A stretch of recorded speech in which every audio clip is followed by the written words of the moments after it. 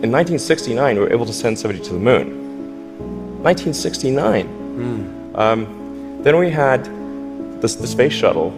The space shuttle could only take people to low Earth orbit. Then the space shuttle retired, and the United States could take no one to orbit. So that's the trend. The trend is like down to nothing.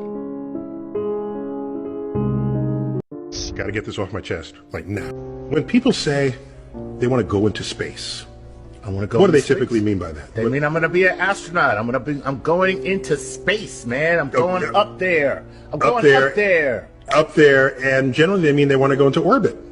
All right? Anyone who has ever been in space. They don't mean that. They want to go to space, man.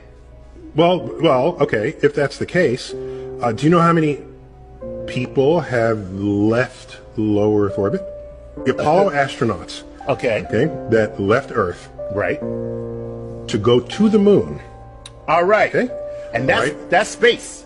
Those are the only people who have ever left Earth for a destination. That's cool. Every other astronaut, hundreds of them, are called astronauts, and we still say they went into space. And what that means is they went into low Earth orbit. Oh, that's just awful. And so low Earth orbit is, in practice, where the space station is. It's about a couple of hundred miles up. So the distance from Earth's surface to the space station is less than the distance from New York City to Washington, D.C. Oh, God, why are you depressing me like this? I'm just trying to be honest about this. This is awful. Okay? Right now, we only can fly in Earth orbit. That's the farthest that we can go. The kinds of technologies that we're testing out on space station are definitely helping us with our goals of going beyond low Earth orbit. Early in the next decade, a set of crewed flights will test and prove the systems required for exploration beyond low Earth orbit. And this is really the beginning, I think, of human beings leaving low Earth orbit. They can put a man on the moon, but they can't keep track of the equipment they use to do it. That's according to NASA reports obtained by the I-Team. Kennedy Space Center employees report just last year, nearly $500,000 of high-tech items simply vanished. Like this one, a digital video recorder valued at $100,000. Here's another one, 11 radios lost, price $35,000. And a high-tech wave reflectometer went missing in 2008. That's another $18,000.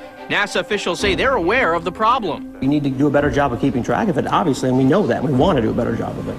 Most of the missing items are computers, TVs, and radio equipment. Don't spend your time tracking computers and not launching spaceships. I mean, you need to be launching spaceships. So all that lost equipment still adds up to $500,000 the taxpayers paid for. I'd go to the moon in a nanosecond. The problem is we don't have the technology to do that anymore. We used to, but we destroyed that technology, and it's a painful process to build it back again. I haven't seen anything that indicates the telemetry data is even in existence, and as I said, even if we had it, we don't have the machines to play it back.